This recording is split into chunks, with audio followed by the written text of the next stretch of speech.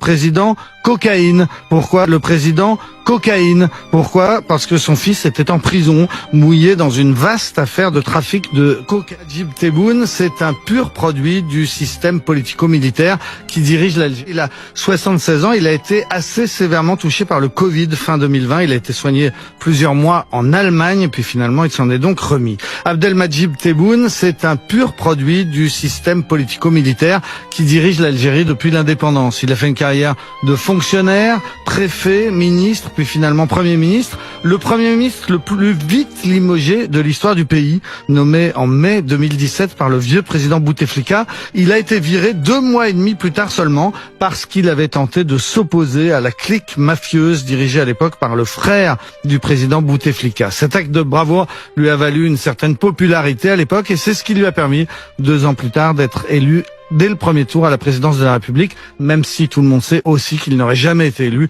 sans le soutien de l'armée et de son chef d'état-major. Et une fois élu, il a rapidement été contesté. Oui, parce que l'Algérie, en 2019, était secouée par le mouvement du Irak, les grandes manifestations du vendredi, la jeunesse qui remettait en cause le système. Le président cocaïne. Pourquoi? Parce que son fils était en prison, mouillé dans une vaste affaire de trafic de cocaïne. Il s'agit tout de même d'une saisie de 700 kilos de cocaïne à Oran. Miraculeusement, très vite après l'élection de son papa, ce fils a été acquitté. Face à ce mouvement Irak, Abdelmadjid Tebboune s'est montré très ambigu. Un jour, il le saluait comme une chance pour le pays. Le lendemain, il faisait arrêter les leaders et à ces manifestations. Aujourd'hui, le président algérien a une grande chance.